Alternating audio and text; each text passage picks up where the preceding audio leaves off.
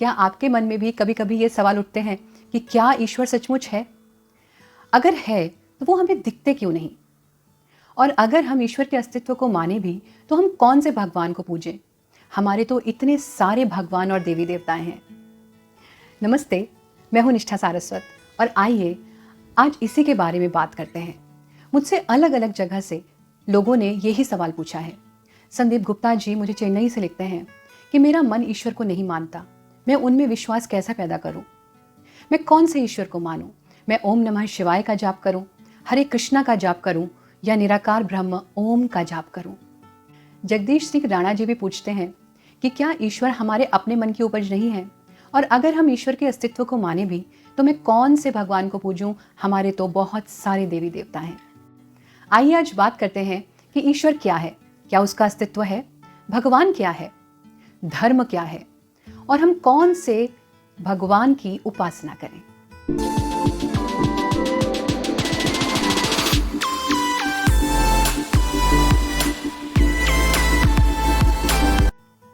आज मैं आपको अपने विवेक से, अपने गुरुजनों से और अपनी साधना से जो कुछ भी मैंने सीखा, अपने गुरु शिव की आज्ञा से आपको समझाने का प्रयत्न करती हूँ।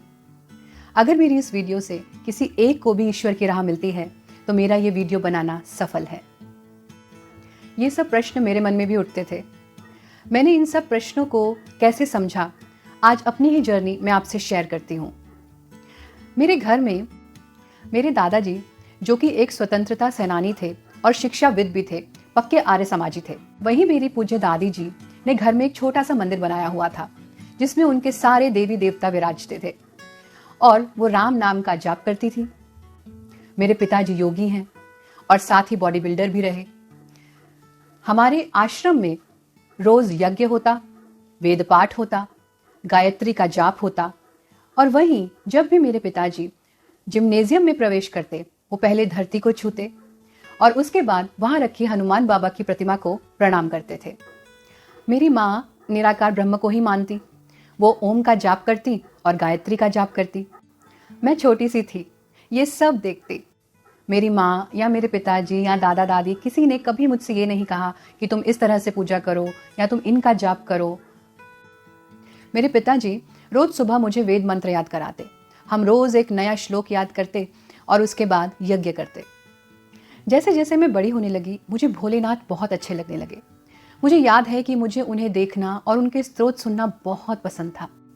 मैं एक टक मुग्ध होकर उनको देखती रहती थी और उनके स्तोत्र सुनती रहती थी। शायद मुझे उनका चरित्र अच्छा लगता था। वो मुझे मेरे पिताजी जैसे ही लगते थे। एक लड़की के लिए उसके पिता सुपर हीरो होते हैं। वो ईश्वर में, अपने प्रेम में, अपने जीवन साथी में उन्हें ही ढूंढती है। योगी, गृहस्थी, सबका कल्याण करने वाले, सबके लिए हंसते हंसते विषपान कर जाने वाले। मैं उनकी उपासना करने लगी और 10 वर्ष की आयु से मैं व्रत भी रखने लगी। मुझे कभी किसी ने मना नहीं किया, बल्कि माँ प्रोत्साहित ही करती थी। मेरा व्रत टूट भी जाता, बच्ची ही तो थी, लेकिन माँ कहती कोई बात नहीं, भूल चूक माफ होती है। ऐसे ही मैं बड़े होने लगी और मेरे मन के सवाल भी बड़े होने लगे। मेरे दादाजी और माँ निराकार ब्रह्म को मानते थे। मेरे पिताजी निराकार ब्रह्म को भी मानते और हनुमान जी की भी उपासना करते।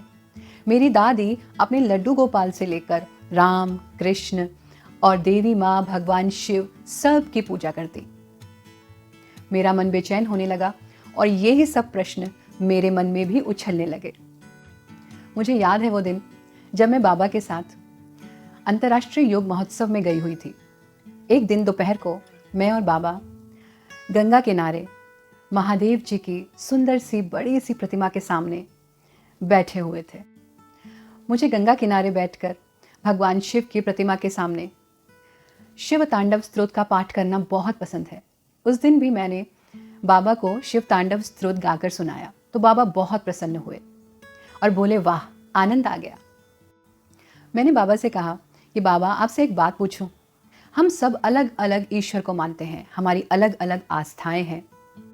कौन से भगवान बड़े हैं, शिव, विष्णु, श्री कृष्ण, राम, या फिर उनका कोई स्वरूप नहीं है जैसा कि माँ और दादाजी मानते हैं?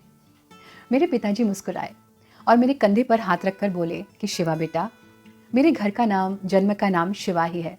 वो बोले, शिवा, ये गंगा नदी देख रहे हो, इसको तुम पर ब्रह्म समझ लो। हमारे जीवन का उद्देश्य इस नदी में डुबकी लगाना है, पर ब्रह्म में मिल जाना है। और आसानी के लिए यहाँ पर अलग अलग घाट बनाए गए हैं। उन घाटों को तुम राम कहो, कृष्ण कहो, शिव कहो या निराकार रूप में मानो। किसी भी घाट से जाओ, जो तुम्हें कन्वीनियंट हो, आसान हो, अच्छा लगता हो, सुंदर लगता हो, लेकिन उद्देश्य तो इस नदी में डुबकी लगाना ही है। किसी भी घाट से जाओ, पहुंचोगे यहीं पर ही। फिर बाबा ने गहरी सांस छोड़ते हुए कहा, लेकिन अगर तुम घाट की सुंदरता ही देखती रह जाओगी, वहीं पर ही बैठी रहोगी और पानी में उतरोगी ही नहीं, तो गंगा स्नान कैसे कर पाओगी?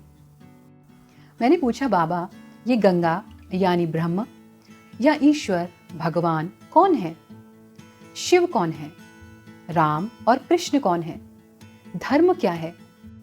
बाबा बोले कि बेटा, पहले तो ये समझो कि धर्म और आध्यात्मिकता दोनों अलग विषय हैं।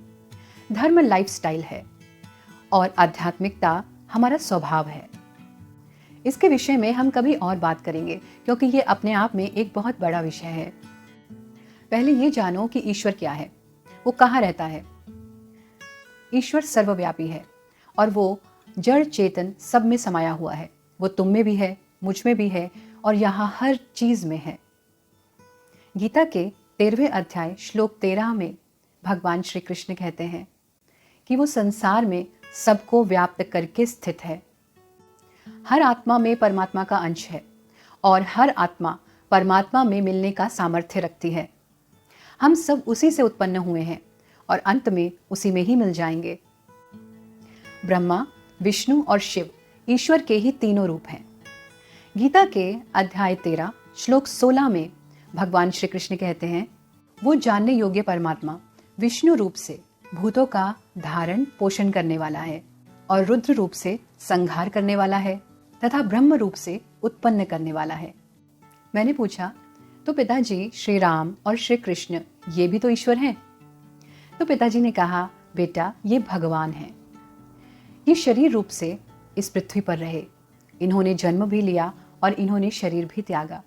ये वो परम पुरुष हैं जिन्होंने इस देह में रहते हुए ही अपनी साधना से ईश्वरत्व को अपने अंदर उत्पन्न किया।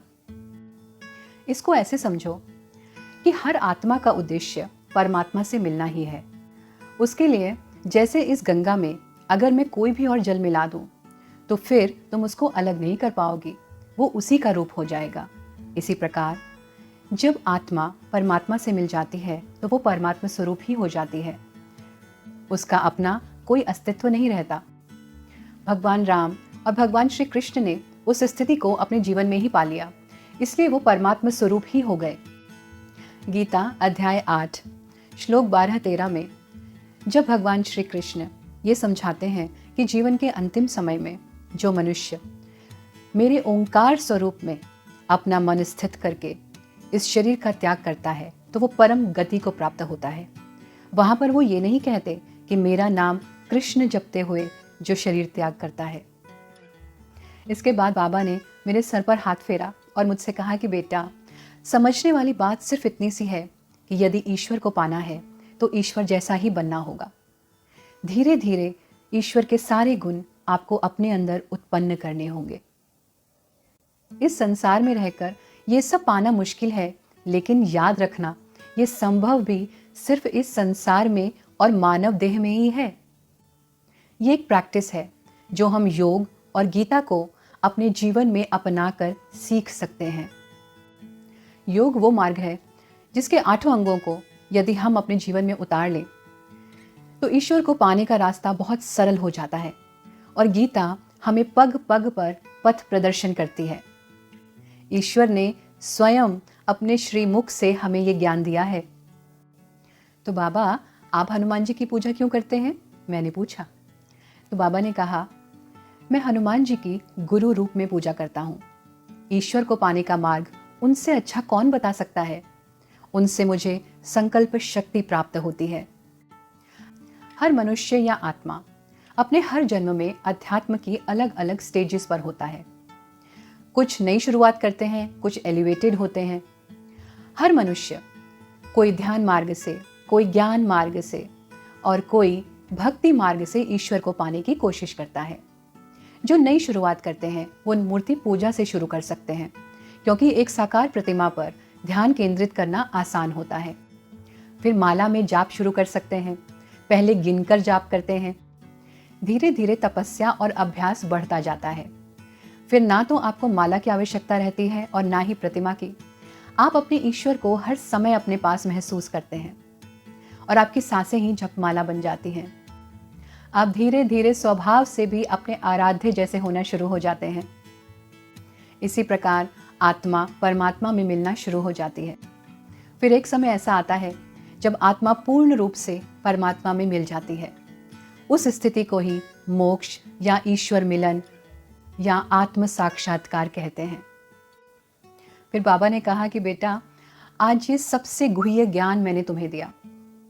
इस बात को समझने में ही मनुष्य के कई जन्म निकल जाते हैं, लेकिन इस ज्ञान की सार्थकता तब होगी जब तुम इसे अपने जीवन में अपनाओगी।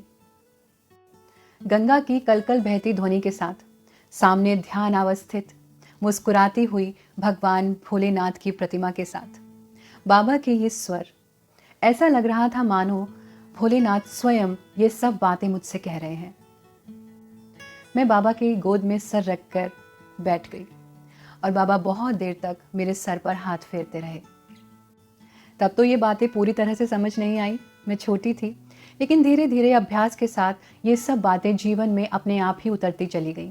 सब कुछ समझ में आने लगा। मैं आपसे भी यही कहना चाहूँगी कि हमारा उद्देश्य तो गंगा में डुबकी लगाना ही है। आप अपने पसंद का घाट चुन लीजिए, जो भी आपको कन्वीनियंट हो। आप श्री राम कहिए, आप श्री कृष्ण कहिए, ओम नमः शिवाय कहिए या ओम का जाप कीजिए, पर हमारा उद्देश्य उस परम पिता परमात्मा में मिलना ही है। फिर आप उस घाट की सुंदरता मत देखते रहिएगा, उस घाट को पकड़कर मत बैठिएगा। हमें परमात्मा से मिलना है, गंगा स्नान करना है। पहले ही हमारा बहुत समय व्यर्थ हो चुका है। कस्तूरी कुंडली बसे मृग ढूंढे वन माही, ऐसे घटी घटी राम है दुनिया देखत नाही। बस इतना समझ लीजिए कि ईश्वर कोई अलग शक्ति नहीं है जो हमारी मदद करेंगे। जैसे हिरण कस्तूरी की खुशबू सूंघते हुए पूरे वन में भटकता फिरता है, वो ये नहीं जानता कि वो कस्तूरी की खुशबू तो उसके अपने शरीर में से ही आ रही है। इसी तरह हम भी ईश्वर को ढूंढने के लिए घाट घाट पर जाते रहते हैं, लेकिन हम ये नहीं जानते कि ईश्वर तो हमारे रोम रोम में बसता है। वो बाहर ढूंढने से नहीं मिलेंगे, आपको अपने अंदर गहरा उतरना होगा। आज जो बातें मैंने आपसे कही वो आपको भी तभी समझ में आएंगी जब आप पर ईश्वरीय कृपा होगी। ये परम गुह्य ज्ञान है जिसको समझने के लिए मनुष्य को जन्मों लग जाते हैं। यदि आपको मेरी ये बातें समझ में आई हैं तो आप मेरी इस वीडियो को उन सब से शेयर कीजिए जो ईश्वर को प्रेम करते हैं या जिनसे आप प्रेम करते हैं, या जो ईश्वर को पाने का राह ढूंढ रहे हैं, जिनको कोई रास्ता नहीं मिल रहा है। मेरी इस वीडियो से यदि किसी एक को भी ईश्वर को पाने की राह मिलती है तो मेरा ये वीडियो बनाना सफल है। आशा करती हूँ कि आपको अपने प्रश्नों के उत्तर मिले होंगे। यदि और भी कोई प्रश्न है आपके पास पूछने के लिए तो आप मुझसे पूछ सकते हैं। मेरा ये चैनल सिर्फ और सिर्फ आपकी आध्यात्मिक यात्रा में और इस सांसारिक यात्रा में मदद करने के लिए ही बनाया गया है।